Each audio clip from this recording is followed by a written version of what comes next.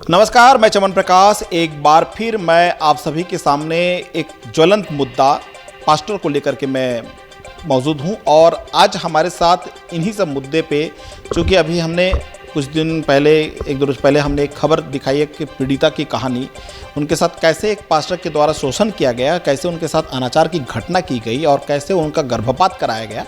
इस मुद्दे को लेकर के जब हमने एक खबर प्रकाशित किए थे अपने चैनल के माध्यम से CPS24 के जरिए, जब हमने इस बातों को लेकर के जो पीड़िता की कहानी जब हमने लोगों को बताई, तो उसमें कई तरह के सवाल खड़े हो रहे हैं। तो इन्हीं सब सवालों से और हम विस्तार से चर्चा करने के लिए, चूँकि पास्टर से जुड़ा हुआ एक मसला है और चर्च से जुड़ी हुई एक बातें हैं, तो छत्तीसगढ़ डायसिस के वाइस प्रेसिडेंट फ्रैंकलिन जी हमारे साथ मौजूद हैं। हम उनसे ही सीधे इस मुद्दे पे चर्चा करने के लिए हम हाजिर हैं। फ्रैंकलिन जी, हमारे चैनल में आपका बहुत बहुत स्वागत है। पहले आप अपना पूरा परिचय बताइए। मेरा नाम रेवरेंड समीर फ्रैंकलिन है और मैं छत्तीसगढ़ डायसिस में वाइस प्रेसिडेंट भी हूँ।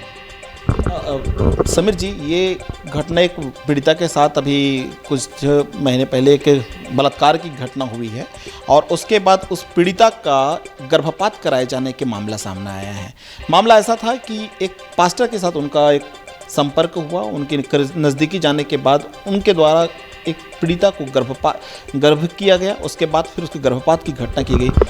ऐसी घटना जो हो रही है और ऐसी घटना जो की गई है, उसको लेकर के आपका क्या ओपिनियन है? देखिए, यदि इस प्रकार की किसी भी प्रकार की कोई बातें हैं तो ये बड़ी दुखद बातें हैं। और चूँकि हमारा देश जो है वो भ्रूण हत्या का भी इजाज़त नहीं देता या किसी भी प्रकार के हत्या से संबंधित कोई भी बातें हों, हमारा संविधान इसकी इजाज़त नहीं देता। और यदि कोई बातें हैं तो शासन प्रशासन जो भी उनके ऊपर में यदि कार्यवाही करते हैं और यदि दोषी हैं तो उनके ऊपर उचित कार्रवाई की जानी चाहिए। उनके खिलाफ टिकरापारा थाने में एक FIR दर्ज भी हुई थी और लड़की की शिकायत पर बलात्कार की घटना का अपराध दर्ज हुआ। इसके अनुसार जब कोर्ट में गया मामला तो उसे 20 दिन की जेल की सज़ा भी हुई। क्या ऐसे पास्टरों को जो बलात्कारी की घटना का आरोपी है, ऐसे लोगों को क्या पास्टर काम करना चाहिए, चर्च लगानी चाहिए? जी नहीं, ऐसे लोगों को तो किसी भी प्रकार की कोई अनुमति नहीं देनी चाहिए, क्योंकि इस प्रकार कोई यदि कहे कि मैं एक पासबान हूँ और उनके द्वारा इस प्रकार का कृत्य किया जाए तो ये बड़ी दुखद बात है, ना केवल समाज के लिए परंतु पूरे मसीही समुदाय के लिए ये विचारणीय है कि ऐसे व्यक्ति को बिल्कुल भी कोई स्थान ना दिया जाए और न ही इनसे किसी भी प्रकार की आपको ये अपेक्षा की जाए। इसमें एक बात और सामने आई है, सबसे बड़ी बात, दुखद वाली बात, जो लड़की जब प्रेग्नेंट हुई उनको गर्भपात करने के लिए प्रेशराइज किया गया और जबरन उनके साथ मारपीट कर एक महिला के साथ मिल करके उनके ही घर में उसे बंदी बना करके उसको जबरन चाकू की नोक पे गर्भपात कराया गया है। इस तरह की आरोप पीड़िता के द्वारा लगाई गई है। तो क्या ऐसे पास्टर के ऊपर किस तरह से डायसिस जो है एक्शन लेगी? देखिए, वैसे तो बहुत कम ऐसी बातें आती हैं, परंतु यदि एक पास्टर के संदर्भ में है तो आजकल देखने में ये भी मिल रहा है कि बहुत से झूठा दोष भी पासबानों के ऊपर में लगाते हैं। और यदि इस प्रकार के किसी के माध्यम से कृत्य किया गया है और यदि वो दोषी पाए जाते हैं तो वो हमारे डायसिस की ओर से भी ये निंदनीय है। और मैं तो चाहूँगा कि ऐसे पासबानों के ऊपर में सख्त से सख्त कार्रवाई की जाए। को उसके व्हाट्सअप चैटिंग में उसने ये भी कहा कि ये जो पीड़िता है उसको भी प्रेशराइज किया गया कि तुम उस बच्चे को अभी गिरा दो, शादी अभी हमारी हुई नहीं है, और इस तरह से कई तरह की बातें उनके द्वारा कही गई है। तो चूंकि वो यदि उनका तरफ से वो बच्चा नहीं होता तो मैसेज तो वो नहीं करते। देखिए, अब ये उनके आपसी बीच की बातें हैं और इनमें यदि सत्यता है वास्तव में और ये प्रत्यक्ष है तो ये सचमुच में बहुत दुख की बात है। और रही बात गर्भपात की, तो इसकी तो हम घोर निंदा करते हैं, क्योंकि हमारा धर्म ग्रंथ भी इसकी इजाज़त हमको नहीं देता और ना ही हमारे भारत का संविधान हमको इस बात की इजाज़त देता है कि ऐसे हम कृत्य को करें। हाउस चर्च के आड़ में चूँकि एक कोई भी पीड़िता जो होती है या कोई भी पीड़ित व्यक्ति होता है, किसी भी प्रकार से उनके मन में कोई शांति पैदा करने के लिए जब या किसी मंदिर, मस्जिद या गुरुद्वारे का शरण में जाते हैं, जहाँ की उनकी आत्म संतुष्टि हो, मन को शांति मिले, इसके लिए किसी ऐसे संस्थानों को और रुख करते हैं, उनकी तकलीफ़ों को दूर होने के लिए इस तरह के कदम उठाते हैं। अगर वहीं पर भी इस आस्था के साथ जब कोई व्यक्ति जाता है और उनके साथ ही कोई दूसरा इस टाइप का हैवानियत की घटना को अंजाम देते, तो उसे आप किस रूप में देखते? देखिए, एक तो जहाँ पे बात आती है हाउस चर्चेस की या फिर मेनलाइन चर्चेस की या किसी भी प्रकार की, जब कोई एक व्यक्ति वहाँ जाता है तो बड़े विश्वास के साथ में जाता है कि मैं एक प्रभु के सेवक के द्वारा प्रार्थना करवाऊं ताकि मेरे जीवन में, मेरे घर में सुख शांति आए। और बहुत से ऐसे लोग हैं जिनके जीवन में शांति भी आई है और उन्होंने प्रत्यक्ष रूप से इसकी गवाही भी दिया है। और जब लोग आते हैं तो बड़े विश्वास के साथ आते हैं, और इस प्रकार का यदि गलत कृत्य यदि किसी के भी द्वारा किया जाता है तो वो बहुत ही दुखद बात है। ये जो पीड़िता है उनकी एक शिकायत है कि चाकू के नोक पर गर्भपात, उनके साथ अवैध उगाही, दशवांश के नाम, जो कि एक आस्था से जुड़ा हुआ मसला है, और उस आस्था के साथ दशवांश के नाम से 1,20,000, 60,000 रुपया इस तरह से मांग करना कहाँ तक सही है एक पास्टर? देखिए, ये तो पूरी तरह से अनुचित है।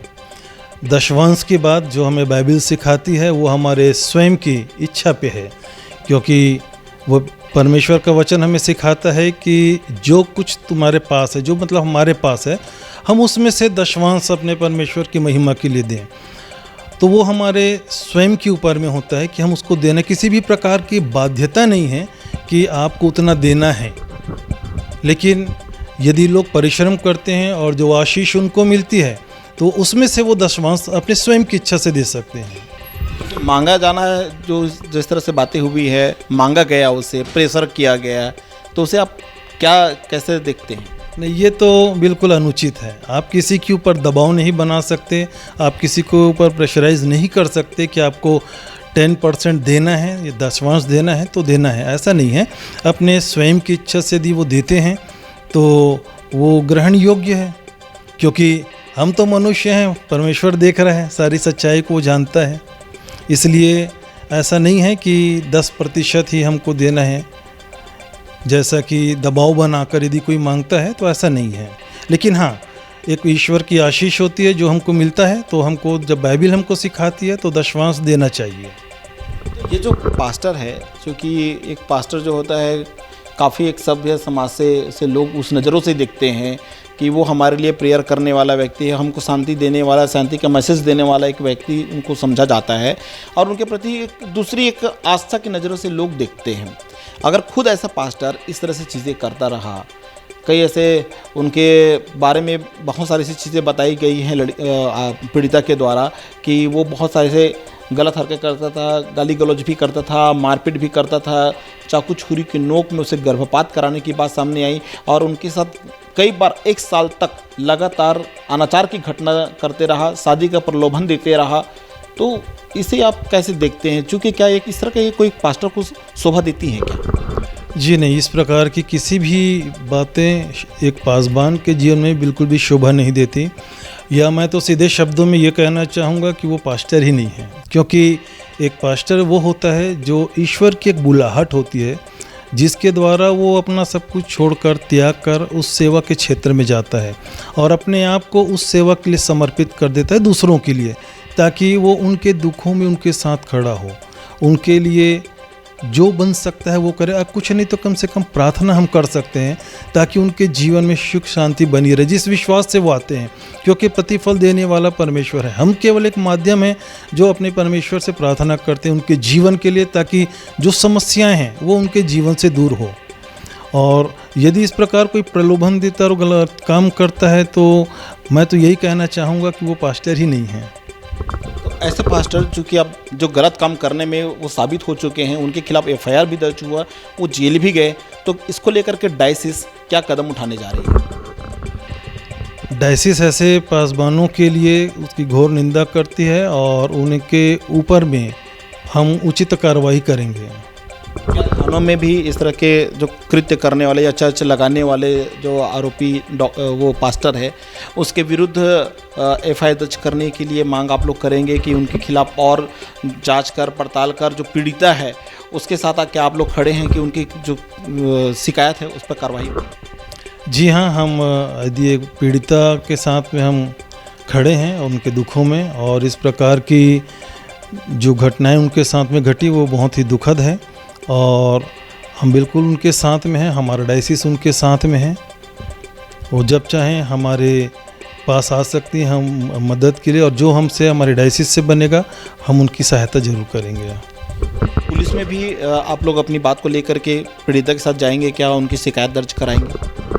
जी हाँ, उनके साथ में बिल्कुल जाएंगे। हमारी डायसिस उनके साथ में खड़ी है, और हम तो यही चाहेंगे कि आने वाले भविष्य में कभी भी इस प्रकार की घटना ना हो, क्योंकि हमारा समाज एक सभ्य समाज है, पढ़ा लिखा समाज है, और इस प्रकार का यदि कोई कृत्य करता है तो हमारा मसीही समाज ऐसे पास्टरों की या ऐसे लोगों की घोर निंदा करता है। तो हिमांशु सागर जो पास्टर है जिनके ऊपर सीधे आरोप पीड़िता के द्वारा लगाई गई है और एफआईआर भी दर्ज हुई है, क्या ऐसे जो पास्टर जो चर्च लगा रहे हैं उसके ऊपर पाबंदी भी लगाई जाएगी क्या? और समाज से बहिष्कृत करने की भी मांग पीड़िता के द्वारा अभी थानों में भी की है, एसपी कार्यालय में भी उन्होंने अपने लिखित में दिए हैं। उसमें 2-4 और आरोपी हैं, उनको भी जो आपके समाज से जुड़े हुए हैं मसीह समाज से, उनको भी बहिष्कृत करने की मांग उनके द्वारा की जा रही है। क्या आप लोग भी इसे लेकर के उनके मांगों पे क्या कार्रवाई करने वाले हैं? जो कार्यवाही करना होगा वो तो उचित कार्यवाही हमारे डायसिस की ओर से भी की जाएगी, और मैं तो फिर से वही कहना चाहूँगा कि जो हाउस चर्चेस में हो या मेनलाइन चर्चेस के, चाहे कोई भी हो, यदि इस प्रकार के कृत्य करते हैं तो हम शासन प्रशासन के साथ में हैं, और उन पीड़ित लोगों के भी साथ में हम उनके दुखों में खड़े हैं, और जो हमारे डायसिस हमारी संस्था की ओर से जो भी बनता है हम उनके लिए अवश्य करेंगे। ये बताइए, ये जो पास्टर है क्या उसके ऊपर जो इस तरह से चर्चेस लगा रहे हैं क्या उसके ऊपर पाबंदी लगाई जाएगी? देखिए, सबको धर्म की स्वतंत्रता है हमारे संविधान के अनुसार। कुछ लोग होते हैं जो हाउस चर्चेस हैं, जो थोड़े समूह में लोग प्रेयर करते हैं, प्रार्थना करते हैं, बाइबल का अध्ययन करते हैं, तो एक ऐसे कुछ लोगों की वजह से हम नहीं कहेंगे कि वो प्रार्थनाएं या जो है उनको बंद की जाएं, परंतु हाँ, ऐसे लोग जो अनुचित कार्य करते हैं उनके ऊपर में उचित कार्यवाही अवश्य की जाए। ये थे हमारे साथ वाइस प्रेसिडेंट छत्तीसगढ़ डायसिस के समीर फ्रैंकलिन जी, जिन्होंने बड़ी बेबाकी के साथ अपनी बात को रखा और उन्होंने यह कहा कि जो पास्टर किसी इस तरह के आरोप में आरोपी होते हैं और ख़ास करके बलात्कार जैसे ऐसे गंभीर जो आरोप उन पर लगा और इसको लेकर के वो जेल की सज़ा भी काट के आए, तो ऐसे लोगों के ऊपर कड़ी से कड़ी कार्रवाई होनी चाहिए। और ऐसे जो पीड़िता है उनके साथ भी छत्तीसगढ़ डायसिस खड़े हुए हैं, और जहां तक भी उनको मदद मिलेगी उनके द्वारा किया जाएगा, और उसमें पाबंदी लगाने की बात भी कही जा रही है। एक शिकायत पत्र प्राप्त हुआ है जिस पर हमारे वाइस चेयरमैन ने मुझे मार्क किया है।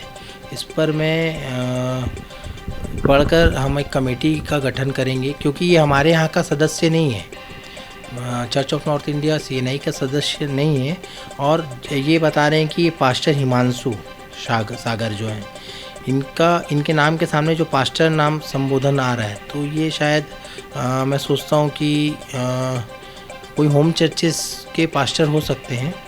और ये जांच का विषय एक बार हम जांच करवाते हैं इस पे कौन है पास्टर हिमांशु सागर। हमारी संस्था से नहीं है, लेकिन इस बहन का पत्र हमें शिकायत मिला है, तो हम इसको जांच कर माननीय मंत्री जी को भी इस विषय को बताएंगे कि ऐसे में पास्टरों का नाम यूज़ करके जो मसीह समाज का जो नाम ख़राब हो रहा है, तो ऐसे छोटे छोटे जो नाम आ रहे हैं सामने, जो बिना बीडी किए पास्टर्स अभी काम कर रहे हैं, ये ऐसे कुछ होंगे जो पास्टरों का नाम ख़राब कर रहे हैं और समाज का भी नाम ख़राब कर रहे हैं। कार्रवाई होना चाहिए, और हम भी इस पे SP और गृह मंत्री जी को पत्र लिखेंगे कि इस पर कड़ी कार्रवाई हो और इनको इंसाफ मिले, क्योंकि इनका जो पत्र मैं देखा हूँ जिस पर बहुत सारे ऐसे बातों का उल्लेख है जो बताना भी अशोभनीय है। तो हम सोचते हैं कि इस पर कार्रवाई होना चाहिए, और ये मसीह समाज के लिए भी एक बहुत बड़ा शर्म का विषय है कि शर्म की बात है कि ये ऐसे पास्टर्स जो अपने आप को पास्टर्स बोलते हैं और इस तरीके के कार्य में लिप्त हैं। तो मेरा एक मैसेज भी है कि जो सेवकाई कर रहे हैं ऐसे सब चीज़ों से दूर रहें और सबके घर में माँ बहन बेटियाँ हैं तो सबका मान सम्मान इज्जत करें। कोई भी ऐसे काम ना करें जिससे समाज और समुदाय का नाम खराब होता है। हमारे चर्च ऑफ नॉर्थ इंडिया के सदस्य नहीं हैं, मगर जहाँ के भी ये मेंबर होंगे, सदस्य होंगे, हम उनके संस्था को लिखते हैं पत्र और ऐसे लोगों को हम संस्था से बाहर निकालने के लिए हम मांग करेंगे। हाउस चर्चेस जो लगा रहे हैं, जो अनधिकृत रूप से है, जो बिना पढ़े प्रचारक हैं, कुछ भाई प्रचारक हैं जो अपने आप को पास्टर लिखते हैं, तो जब तक का ये हमारे पास्टर होने का एक डिग्री होता है, BTH होता है, BD होता है, उसका पढ़ाई होता है, 5 साल का कोर्स होता है। हमारे यहाँ 5 साल का जब तक कोई कोर्स नहीं करता वो पास्टर नहीं बोल सकते उसको। हमारे यहाँ प्रधान, डिकन, डाइसेशन वर्कर, प्रचारक जो होते हैं, जो पढ़ के डिप्लोमा डिग्री करते हैं, जो उनको प्रचारक बोलते हैं। तो डायरेक्ट पास्टर जो हमारे संस्था में, जैसे पास्टर को अगर हम लेते भी हैं तो जब तक उनके पास डिग्री नहीं होता हम नहीं लेते हैं। तो ये हिमांशु सागर जो हैं, इनका नाम आ रहा है पास्टर संबोधन शिकायत पत्र में है। मैं तो जानता नहीं हूँ, मगर हम कोशिश करेंगे इसके विषय में जानकारी लेने के लिए और इस बहन के लिए जो हमसे, हमारी संस्था से बन सके, हम करेंगे। अब देखना यह होगा कि इसमें जो पीड़िता को न्याय दिलाने के लिए छत्तीसगढ़ डायसिस भी अब आगे आ गया है और आने वाले दिनों में कोई बड़ा एक स्वरूप छत्तीसगढ़ डायसिस के पहल से पीड़िता को न्याय मिलता हुआ दिखेगा। कैमरामैन हेमंत गोस्वामी के साथ चमन प्रकाश, CPO 24, रायपुर।